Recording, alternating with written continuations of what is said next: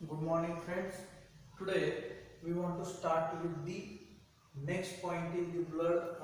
That is nothing but the second part of the blood, which is called as the formed element. Before that, we want to revise the first part of the blood. ब्लडचा पहिला part जो आहे तर तो कोणता आहे तर तो थोडक्यात आपण रिवाइज करूया. त्याच्यामध्ये आपण ब्लड म्हणजे काय हे सांगितलं. Blood is the fluid connective tissue which is मिसोडर्मल in origin and bright red colour structure. तर त्याला आपण ब्लड असं म्हणतो. ब्लड त्याला आपण म्हणतो which is the main circulating fluid in the body. बॉडीमध्ये असणारं मेन सर्क्युलेटिंग फ्लुइड आहे. दुसरं जे आहे तर ते लिम्फ आहे की जे सुद्धा सर्क्युलेशनमध्ये महत्त्वाचा रोल प्ले करतं. परंतु सगळ्यात महत्त्वाचा रोल प्ले करणारा जे सर्क्युलेटिंग फ्लुइड जे आहे तर त्याला आपण ब्लड असं म्हणतो. आणि हे जे ब्लड जे आहे तर ते मिसोडर्मल इन ओरिजिन आहे, सॉल्टी इन टेस्ट आहे, विस्कस इन नेचर आहे, हेवियर दॅन वॉटर आहे. त्याचा पीएच जो आहे तर तो 7.4 असलेला पाहायला मिळतो. आणि अडल्ट पर्सन जो आहे तर त्याच्या बॉडीमधले जर ब्लडचा व्हॉल्यूम आपण लक्षात घेतला, लास्ट सिलेबस जो आहे ओल्ड सिलेबस तर त्याच्यामध्ये 5 लिटर दिलेला आहे आणि आता न्यू सिलेबस जो आहे तर त्याच्यामध्ये 4 ते 6 लिटर दिलेला आहे. तर तो टोटल ब्लडचा व्हॉल्यूम आपल्याला अडल्ट हेल्दी पर्सनच्या बॉडीमध्ये पाहायला मिळतो. आणि ब्लडचा अभ्यास करणारी जी ब्रँच आहे तर त्या ब्रँचला म्हणायचं haematology. The branch which deals with the study of blood. ब्लडचा अभ्यास करणारी जी ब्रँच आहे तर त्याला हेमॅटोलॉजी असं म्हणायचं. आता हे हेमॅटोलॉजी म्हणजे काय तर haemo is equal to blood and logy is equal to study. The branch which deals with study of blood and its composition. म्हणजे ब्लडच्या संदर्भात कोणताही अभ्यास असेल तर तो अभ्यास करणारी जी ब्रँच आहे तर त्याला हेमॅटोलॉजी असं म्हणायचं. तुम्हाला एमसीक्यू साठी क्वेश्चन विचारला जाऊ शकतो. The branch which deals with study of blood is called as dash dash which is called as the haematology. त्याचबरोबर अजून एक ब्रँच आहे बघा अँजिओलॉजी. तर अँजिओलॉजी म्हणजे काय the branch which deals with study of blood vessels. Blood व्हेसलचा अभ्यास करणारी ब्रँच आहे त्याला अँजिओलॉजी म्हणायचं. आणि ब्लडचा फक्त अभ्यास करणारी ब्रँच आहे तर त्याला हेमॅटोलॉजी म्हणायचं. त्यात कन्फ्युजन करून घेऊ नका. आपण सांगितलेले ह्युमन सर्क्युलेटरी सिस्टीमचे किती पार्ट आहेत मेन 3 पार्ट आहेत. एक आहे ब्लड, दुसरा आहे तर तो म्हणजे हार्ट आणि तिसरा जो आहे तर तो ब्लड व्हेसल. तर तिसऱ्या पार्टचा अभ्यास करणारी ब्रँच आहे म्हणजेच ब्लड व्हेसलचा अभ्यास करणारी ब्रँच त्याला आपण काय म्हणणार आहे. So that branch which is called as the angiology. Fine the branch which deals with study of blood is called as the haematology. आता बघा ब्लडचं कंपोजिशन जर आपण लक्षात घेतलं तर ब्लडमध्ये 2 मेन कंपोनंट असलेले पाहायला मिळतात. एक जो आहे तर तो म्हणजे प्लाझ्मा आणि दुसरा जो आहे तर तो फॉर्म्ड एलिमेंट म्हणायचं त्याला किंवा त्यालाच ब्लड सेल्स असं म्हणायचं. Which are the 2 main components of blood. ब्लडमध्ये हे 2 मेन कंपोनंट आहेत. आता प्लाझ्मा जो आहे तर तो साधारणतः त्याचं पर्सेंटेज जर ब्लड व्हॉल्यूमच्या पाहायला मिळालं तर ते 55% असलेलं पाहायला मिळतं. The total blood which is formed by the 55% plasma. म्हणजे टोटल ब्लडच्या 55% हा प्लाझ्मा असतील आणि राहिलेल्या 44 to 45% जे आहे तर त्या ब्लड सेल्स असतील. याच्यामध्ये सुद्धा बघा ओल्ड सिलेबस जो आहे तर त्याच्यामध्ये 45% दिलेले आहे आणि आता न्यू सिलेबस मध्ये 44% दिलेले आहे. इन ॲव्हरेज आपण 44 to 45% म्हणू शकतो कारण इकडं प्लाझ्मा 55% आहे म्हणजे राहिले किती 45. म्हणून आपण सांगू शकतो फॉर्म्ड एलिमेंट किंवा ब्लड सेल्स जे आहेत तर ते 45% असलेलं पाहायला मिळते. आलं लक्षात. त्याच्यानंतर हे जे फॉर्म्ड एलिमेंट आहेत किंवा त्याला ब्लड सेल्स असं म्हणायचं तर या ब्लड सेल्स जे आहेत तर त्याचे वेगवेगळे टाइप्स आपल्याला पाहायला मिळतात. The blood cells which are divided into mainly 3 types. परत 3 प्रकार त्याचे पाहायला मिळतील. त्याच्यामध्ये एक आहे आरबीसी, दुसरा आहे डब्ल्यूबीसी आणि तिसरा जो आहे तर त्याला प्लेटलेट्स असं म्हणायचं. These are the 3 main parts of the blood cells किंवा these are the 3 main types of blood cells. Blood सेल्सचे 3 मेन टाइप आहेत. एक आहे आरबीसी. आरबीसी ज्याला आपण रेड ब्लड कॉर्पस्कल्स असं म्हणतो त्याचा शॉर्ट फॉर्म म्हणजे आरबीसी आणि त्याला दुसरं नाव आहे इरिथ्रोसाइट्स. आता बघा इरिथ्रोसाइट म्हणजेच काय. Erythros is equal to red and cytos is equal to cell. The blood cells which are red in color are called as the erythrocytes. येतं लक्षात. म्हणजे ज्या ब्लड सेल्सचा कलर हा रेड आहे तर त्याला इरिथ्रोसाइट्स असं म्हणायचं. these are the non nucleated cells आणि सगळ्यात जास्त नंबर जो आहे तर तो आपल्याला आरबीसी चा पाहायला मिळतो. इन डिटेल मध्ये आपण परत स्टडी करणार आहोत लक्षात. त्याच्यानंतर दुसरा प्रकार आहे व्हाईट ब्लड सेल्स किंवा त्यालाच शॉर्ट मध्ये डब्ल्यूबीसी असं आपण म्हणायचं. आणि आता याला व्हाईट ब्लड सेल्सला दुसरं नाव काय आहे? ल्युकोसाइट्स. म्हणून हे ल्युकोसाइट जसं आपण erythros is equal to red and cytos is equal to cell असं सांगितलं, तसं या ठिकाणी leukos is equal to white and cytos is equal to cells. The blood cells which are white in color are called as the white blood corpuscles or also called as the leukocytes. त्याला short मध्ये WBC असं पण म्हणतो. आणि तिसरा जो प्रकार आहे तो म्हणजे प्लेटलेट्स, त्याला थ्रोम्बोसाइट्स असं म्हणायचं. Thrombus and सायटोस. थ्रोम्बोसाइट्स म्हणजेच काय तर त्याला प्लेटलेट्स असं म्हणायचं. These are the main three types of blood cell called as the RBC, WBC and platelets. Already आपण प्लाझ्मा म्हणजे काय याचा स्टडी केलेला आहे की फ्लुइड जे आहे ब्लड मध्ये असणारा फ्लुइड पार्ट जो आहे तर त्याला प्लाझ्मा असं म्हणायचं. आणि हे प्लाझ्मा मध्ये सस्पेंडेड पार्टिकल जे आहेत तर त्याला आपण ब्लड सेल्स असं म्हणतोय. प्लाझ्मा जो आहे तर तो लिक्विड पार्ट आहे which is faint yellow colour structure. Faint yellow कलरचं फ्लुइड जे आहे किंवा स्ट्रॉंग कलरचं फ्लुइड जे आहे तर त्याला प्लाझ्मा असं म्हणायचं. त्याच्यानंतर हे सुद्धा सॉल्टी टेस्ट असलेलं पाहायला मिळतं. त्याच्यानंतर प्लाझ्मा जे आहे तर त्याच्यामध्ये मेनली प्रोटीन्स आहेत. त्याच्यानंतर त्याचबरोबर त्याच्यामध्ये रेग्युलेटरी सबस्टन्स आहेत, विटॅमिन्स आहेत, त्याच्यानंतर रेस्पिरेटरी गॅसेस आहेत, एक्सक्रिटरी सबस्टन्सेस आहेत, वेगवेगळ्या प्रकारचे सॉल्ट आहेत. तर हे सगळे कंपोनंट जे आहेत ऑलरेडी आपण याचा स्टडी केलेला आहे. या सगळ्याचे मिळून जे आहे तर ते प्लाझ्मा तयार झालेले आहेत की ज्याचं पर्सेंटेज 55 आहे. आणि फॉर्म एलिमेंट जे आहे तर त्याचे 3 प्रकार मी सांगितले, RBC, WBC आणि प्लेटलेट्स. आता बघा RBC चे कोणतेही टाइप नाही, मात्र WBC जे आहे which are divided into 2 main types. 2 main प्रकारामध्ये त्याचं डिवायडेशन झालेलं आहे. एक आहे ग्रॅन्युलोसाइट्स आणि दुसरा आहे अग्रॅन्युलोसाइट्स. आता ग्रॅन्युलोसाइट्स कशाला म्हणायचं? हे जे याचे 2 टाइप्स झाले ग्रॅन्युलोसाइट्स आणि अग्रॅन्युलोसाइट WBC चे, तर ते कशावरून करण्यात आले?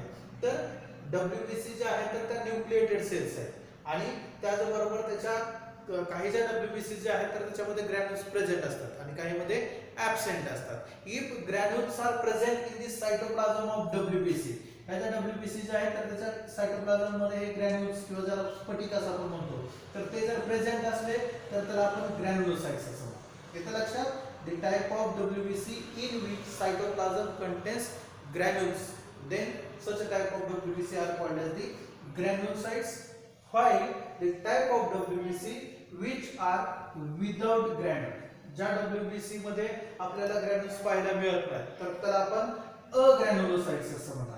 म्हणजे ग्रॅन्युल्स नाहीत म्हणून त्याला अग्रॅन्युलोसाइट म्हणायचं, ग्रॅन्युल्स आहेत म्हणून त्याला ग्रॅन्युलोसाइट्स असं म्हणायचं. तर हे जे ग्रॅन्युलोसाइट जे आहेत तर हे ग्रॅन्युलोसाइटचे परत 3 प्रकार पाहायला मिळतात, acidophils, basophils and neutrophils. Acidophil जे आहेत तर आता ह्याला ऍसिडोफिल्स का म्हणायचं? Because they are stained by the acidic stain. Acidic dyed जे आहेत तर त्याच्याबरोबर स्टेन होतात म्हणून या ग्रॅन्युलोसाइटला ऍसिडोफिल्स असं म्हणायचं. म्हणजे याच्यामध्ये ग्रॅन्युल्स कलर येण्यासाठी जर ऍसिडिक स्टेनचा वापर करत असतील तर त्याला ऍसिडोफिल म्हणायचं. जर त्या ठिकाणी बेसिक स्टेनचा ऍब्सॉर्ब करत असतील तर त्याला बेसोफिल म्हणायचं आणि न्यूट्रो स्टेन ऍब्सॉर्ब करत असतील तर त्याला आपण न्यूट्रोफिल्स असं म्हणायचं. असे त्याचे 3 प्रकार पाहायला मिळतात, ऍसिडोफिल, बेसोफिल आणि न्यूट्रोफिल. कशाचे? ग्रॅन्युलोसाइटचे. म्हणजे ग्रॅन्युल्स कोणत्या प्रकारचा कलर ऍब्सॉर्ब करतात त्याच्यावरून हे 3 प्रकार. त्याचबरोबर याच्यामध्ये लोब्ड न्यूक्लियस आहे किंवा नाही त्याच्यावरून हे ग्रॅन्युलोसाइटचे वेगवेगळे प्रकार आहेत, ऍसिडोफिल, बेसोफिल आणि न्यूट्रोफिल. आपण इन डिटेल मध्ये स्टडी करणार आहोत. त्याच्यानंतर ल्युकोसाइटचा दुसरा सब टाइप सांगितला अग्रॅन्युलोसाइट. अग्रॅन्युलोसाइट का म्हणायचं?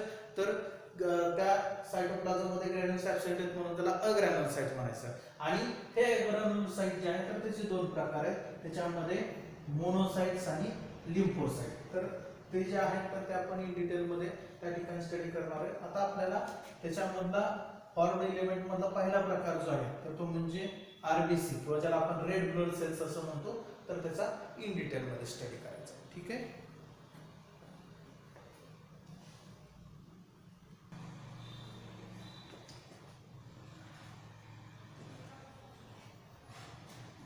Now we want to study the red blood cell, that is nothing but the erythrocytes or RBC. आपण सांगितलं erythrocyte म्हणजे काय? Erythros is equal to red and cytos is equal to cells. The blood cells which are red in color are called as the erythrocyte. So these are the most abundant cells in the blood. म्हणजे human बॉडीमध्ये blood मध्ये असणारे सगळ्यात जास्त number असणारे जे cells आहेत तर त्याला काय म्हणायचं RBC. So these are the most abundant cells which are circular, biconcave and enucleated. Enucleated means they are without nucleus, but they are found nucleated in the camel. Camel किंवा llama नावाचा जो animal जो आहे तर त्याच्यामध्ये आपल्याला nucleated पाहायला मिळतात. But generally these are the non nucleated cells. लक्षात येते आरबीसीज आर मोस्ट अबंडंट. त्याचबरोबर बघा त्याचा शेप कसा आहे, they are circular in shape as well as they are biconcave. Biconcave आहे, सर्क्युलर आहे and enucleated. E means without, they cannot contain the nucleus. तुम्हाला क्वेश्चन विचारला जाईल which blood cells are non-nucleated or enucleated. तो RBCs are enucleated cells. त्याच्यानंतर जसं जर आपण कलर जर लक्षात घेतला तर आपण सांगितलं they are red in colour. त्याच्यानंतर they are red in colour due to the containing oxygen carrying element. Oxygen carrying element जो आहे किंवा पिगमेंट जो आहे त्याला आपण हिमोग्लोबिन असं म्हणतो. तर तो हिमोग्लोबिन हा आरबीसी मध्ये सायटोप्लाझम मध्ये प्रेझेंट आहे आणि सायटोप्लाझम मध्ये हिमोग्लोबिन प्रेझेंट असल्यामुळं आपल्याला काय पाहायला मिळतं तर आरबीसी जे आहेत किंवा इरिथ्रोसाइट जे आहेत तर त्या रेड कलरचे असलेल्या पाहायला मिळतात. आलं लक्षात? These are the most abundant cells, circular, biconcave and enucleated as well as they are red in color and red color is due to the presence of oxygen carrying element. त्यालाच आपण haemoglobin असं म्हणतो. त्याच्यानंतर आपण आरबीसीचा जर number जर लक्षात घेतला म्हणजे टोटल आपण सांगितलं मोस्ट अबंडंट सेल, पण मोस्ट अबंडंट म्हणजे तरी किती, तर टोटल नंबर जो आहे आरबीसीचा तर तो मेल आणि फिमेल मध्ये आपल्याला व्हेरिएबल असलेला पाहायला मिळतो. इन अडल्ट पर्सन, जो अडल्ट पर्सन आहे आपण सांगितलं अडल्ट पर्सनच्या बॉडीमध्ये 4 ते 6 लिटर एवढं ब्लड आपल्याला पाहायला मिळतं आणि त्याच्यामध्ये तसं जर आपण आरबीसीचं जर प्रमाण जर पाहिलं तर in male the total number of RBC which are about 5.1 to 5.8 millions per millimeter cube. So that is the total number of RBC which are present in the male. Male मध्ये आरबीसी जे आहेत तर त्या 5.1 ते 5.8 millions per millimetre cube. 1 millimetre cube म्हणजे जर आपल्याला उघड्या डोळ्याने व्यवस्थित दिसणार सुद्धा नाही एवढा लहानसा जो काय एरिया जो आहे तर त्याच्यामध्ये जर प्रमाण जर आपण पाहिलं तर बघा ते किती आहे, मिलियन मध्ये आहे. मेल मध्ये ते 5.1 ते 5.8 मिलियन्स पर मिलीमीटर क्यूब किंवा त्यालाच पर मायक्रोमीटर असं सुद्धा म्हटलं जातं. त्याच्यानंतर फिमेल मध्ये जर तो नंबर पाहिला तर तो किती पाहायला मिळतो, 4.3 to 5.2 millions per millimeter cube. So that is the number of RBC present in the female. Female मध्ये व्हेरिएबल नंबर आहे म्हणजे वेगळा आहे आणि मेल मध्ये वेगळा असलेला पाहायला मिळतो. म्हणजे फिमेल मध्ये 5.1 ते 5.8 मिलियन्स पर मिलीमीटर क्यूब एवढा नंबर आहे आणि मेल मध्ये 5.1 ते 5.8 मिलियन्स आणि फिमेल मध्ये जर पाहिला तर तो 4.3 to 5.2 millions per millimetre cube असलेला पाहायला मिळतो आणि तो जो टोटल नंबर जो आहे तर त्यालाच आपण काय म्हणतो, which is called as the total RBC count. येतं लक्षात? टोटल आरबीसी काउंट म्हणजे टोटल ह्युमन बॉडी मध्ये असणारा आरबीसीचा नंबर जो आहे तर त्याला टोटल आपण आरबीसी काउंट असं म्हणणार आहे की जो व्हेरिएबल आपल्याला पाहायला मिळतो मेल आणि फिमेल मधला. त्याच्यानंतर आरबीसीचं जर लाईफ स्पॅन जर लक्षात घेतलं म्हणजे ह्या आरबीसी साधारणतः किती दिवस शरीरामध्ये राहू शकतात तयार झाल्यानंतर, तर त्याचा जो लाईफ स्पॅन जो आहे विच इज अबाउट 120 days. 120 दिवसापर्यंत आरबीसी जे आहेत तर त्या तयार आपल्या शरीरात तयार झाल्यापासून राहू शकतात आणि त्याची तयार होण्याची जी प्रोसेस आहे, the process of formation of RBC is called as the erythropoiesis. Erythros is equal to red blood cells आपण त्याला म्हणलं आणि erythros is equal to red and cytos is equal to cells. The cells which are red in color are called as the erythrocytes आणि त्याची तयार होण्याची जी process आहे, poiesis means to form or to generate. The process of formation of erythrocyte is called as the erythropoiesis. याच्यावरती सुद्धा MCQ विचारला जाऊ शकतो. The process of formation of RBC is called as dash dash, so which is called as the erythropoiesis. येतं लक्षात? अगदी सोपं आहे. आरबीसी तयार होण्याच्या प्रोसेसला इरिथ्रोपोएसिस म्हणायचं किंवा लाईफ स्पॅन आरबीसीचं किती असंही तुम्हाला विचारलं जाऊ शकतं. तर ते साधारणतः 120 दिवसाचं लाईफ स्पॅन आहे. त्याच्यानंतर त्या डिस्ट्रॉय होताना पाहायला मिळतील. आणि ह्या ज्या आरबीसी ज्या आहेत तर त्या कशापासून तयार होतात? So they are produced from the haemocytoblast. कशापासून तयार होतात? The RBCs which are formed from the cytoblast or they are also called as the reticulocytes. Reticulocytes किंवा हेमोसाइटोब्लास्ट जे आहेत तर त्याच्यापासून आरबीसी जे आहेत तर त्या तयार होतात. परंतु या तयार आरबीसी ज्या होत आहेत तर त्या कुठं होतात? तर ते जे ऑर्गन जे आहेत तर त्याला म्हणायचं इरिथ्रोपोएटिक organ. The organs in which the RBCs are produced. So these are organs are called as the erythropoietic organs. पोएसिस म्हणजे मी तुम्हाला सांगितलं फॉर्मेशन किंवा तयार होणे. म्हणजे तयार होण्याच्या प्रोसेस आहे तर त्याला आपण इरिथ्रोपोएसिस असं म्हणतो. आणि ज्या ऑर्गन मध्ये तयार होतात त्याला इरिथ्रोपोएटिक ऑर्गन म्हणायचं. आणि फिटस जर आपण पाहिलं म्हणजे जन्माच्या अगोदरचं जे मातेच्या उदरामध्ये वाढणारे जे बाळ जे आहे तर त्याला आपण फिटस असं म्हणतो. तर त्याच्यामध्ये लिव्हर आणि स्प्लीन जे आहे तर त्याच्यामध्ये आरबीसी तयार होताना पाहायला मिळतात. म्हणजे which is the erythropoietic organ in the foetus असं जर विचारलं तर ते काय आहे? लिव्हर आणि spleen. In adult person the RBCs are formed in the red bone marrow. म्हणजे इरिथ्रोपोएटिक ऑर्गन जो आहे अडल्ट पर्सन मधला तर तो कोणता आहे? रेड बोन मॅरो जो आहे तर त्या रेड बोन मॅरो मध्ये आपल्याला आरबीसी प्रोड्यूस होताना पाहायला मिळतात. प्रोड्यूस होण्याची प्रोसेस आहे तर त्याला काय म्हणायचं?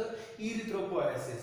आणि कशापासून तयार होतात? तर तो हेमोसाइटोब्लास्ट जे आहे किंवा त्याला रेटिक्युलोसाइट्स असं म्हणायचं की ज्याच्यामध्ये तयार होतात. आणि ह्या आरबीसी तयार होण्यासाठी बॉडीमध्ये आवश्यक असणारे घटक जे आहेत तर त्याच्यामध्ये vitamin B12 is important for the formation of RBC. RBC तयार होण्यासाठी व्हिटॅमिन B12 ची गरज आहे. As well as the folic acid and haem protein which is required for the formation of RBC. जे आरबीसी तयार व्हायचे असतील तर त्याच्यासाठी आपल्या बॉडीमध्ये हे कंपोनंट जे आहेत व्हिटॅमिन B12, फॉलिक ऍसिड आणि हेम प्रोटीन जे आहे so which is most important for the formation of RBC. RBC तयार होण्यासाठीचे ते महत्त्वाचे कंपोनंट आहे. आणि त्याच्यानंतर आपण तयार कुठे होतात ते सांगितलं. कुठे तयार होतात? त्याला आपण इरिथ्रोपोएटिक ऑर्गन असं म्हणलं. फिटस मध्ये लिव्हर आणि स्प्लीन मध्ये आणि अडल्ट पर्सन मध्ये रेड बोन मॅरो मध्ये तयार होतात. त्याच्यानंतर त्या तयार झाल्यानंतर किती दिवस जगतात? त्याचं लाईफ स्पॅन किती सांगितलं आपण? 120 डेज. आणि त्याच्यानंतर मग त्या डिस्ट्रॉय कुठे होतात?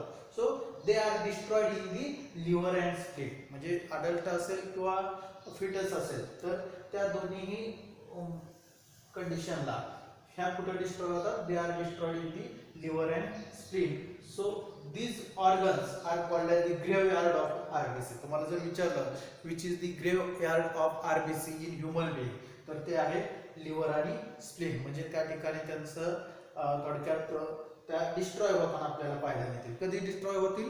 फॉर्मेशन नंतर 120 दिवस त्या जगतील आणि त्याच्यानंतर मग त्या या लिव्हर आणि स्प्लीन मध्ये डिस्ट्रॉय होतात. तर त्यालाच ग्रेव्हयार्ड ऑफ आरबीसी असं म्हणायचं. त्याच्यानंतर बघा if the number of RBC is increased, so that increase in number of RBC is called as the polycythemia. The process of increase in RBC which is called as the polycythemia, while decrease in number of RBC which is called as the erythrocytopenia. बघा ह्या term महत्त्वाच्या आहेत. Erythrocyte तयार होण्याच्या प्रोसेसला म्हणायचं erythropoiesis. इरिथ्रोसाइट्सचा number वाढला तर त्या कंडिशनला म्हणायचं पॉलिसायथेमिया. आणि जर नंबर डिक्रीज झाला तर त्याला इरिथ्रोसाइटोपेनिया असं म्हणायचं. एकदा लक्षात. The process of decreasing the number of RBC is called as the erythrocytopenia.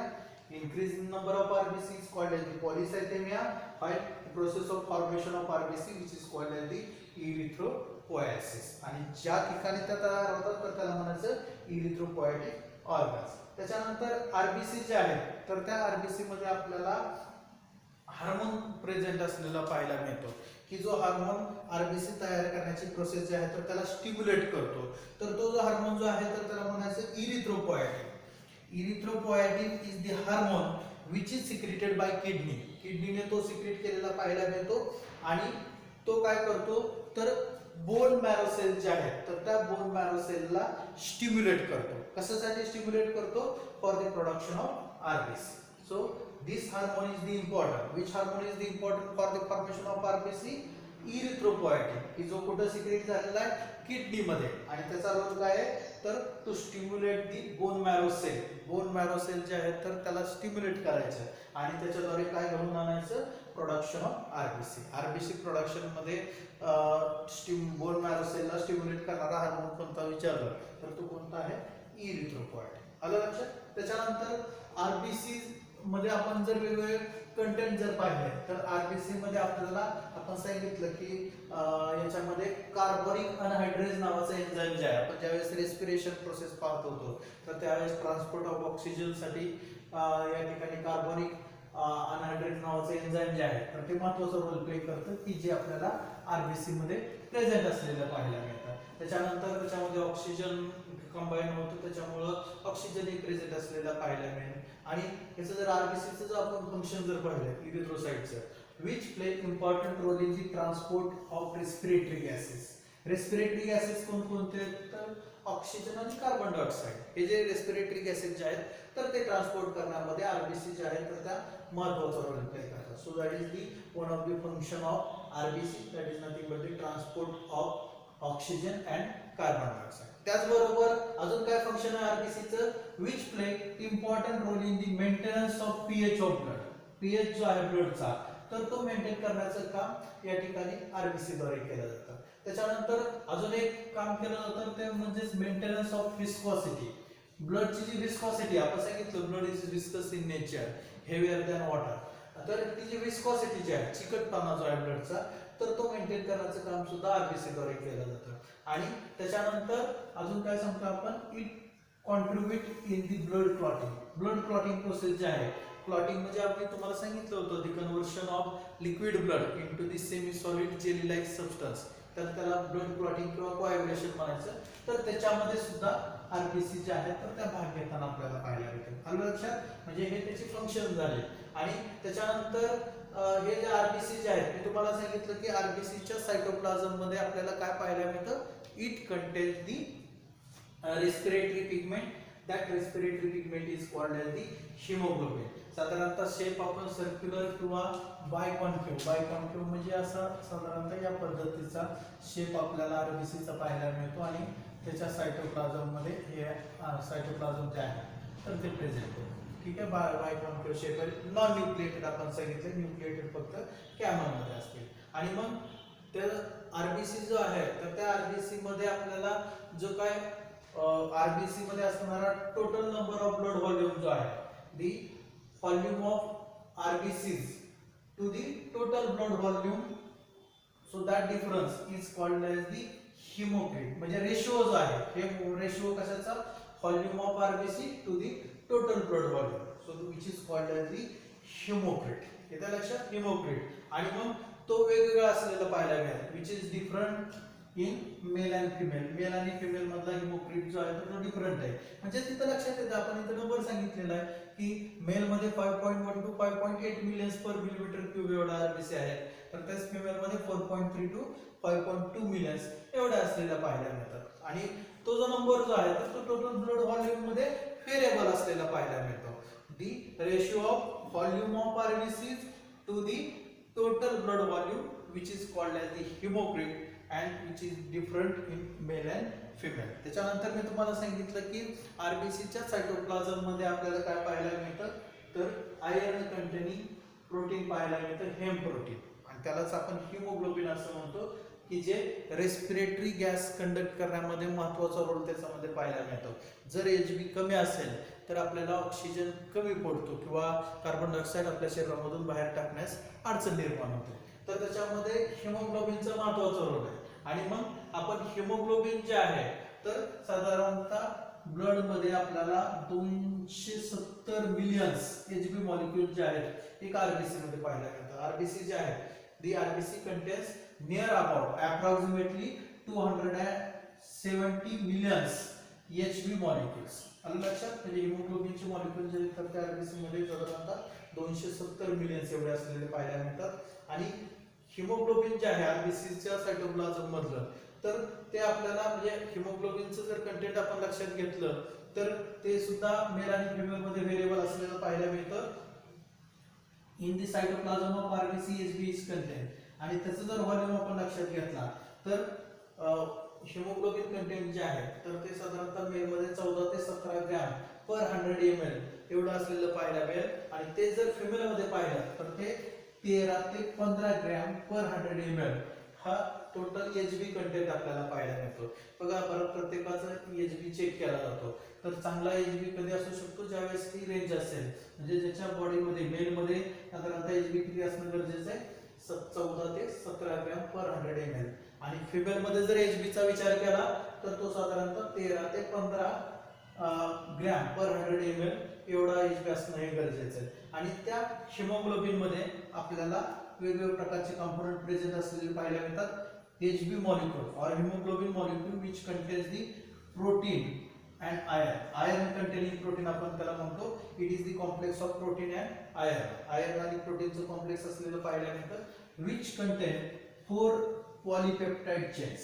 ग्लोबिनच्या chain जे आहेत 4 पॉलीपेप्टाइड चेन्स त्याच्यामध्ये प्रेझेंट असलेल्या पाहायला मिळतात. त्यापैकी 2 चेन जे आहेत तर त्या अल्फा चेन म्हणायचं त्याच्यामध्ये आणि 2 जे आहेत तर त्याला बीटा चेन असं म्हणायचं. अशा 4 पॉलीपेप्टाइड चेन जे आहेत ग्लोबिन मॉलिक्यूलच्या हिमोग्लोबिन मध्ये आपल्याला एका मॉलिक्यूल मध्ये पाहायला मिळतात.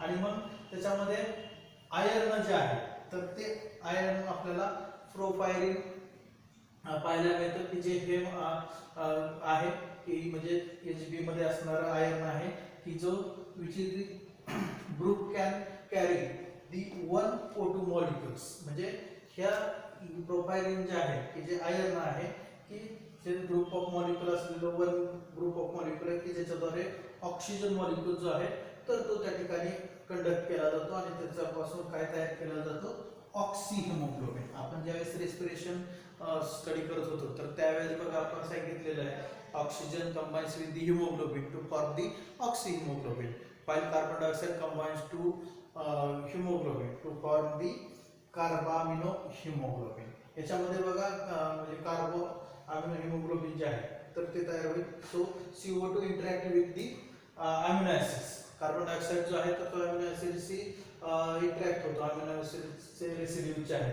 तर त्याच्याशी इंटरॅक्ट होऊन त्याच्यापासून which forms the carbamino haemoglobin. आणि मग त्याच्यामध्ये आफ्टर हिमोलायसिस म्हणजेच काय the process of breakdown of haemoglobin molecule. That process is called as the हिमोलायसिस.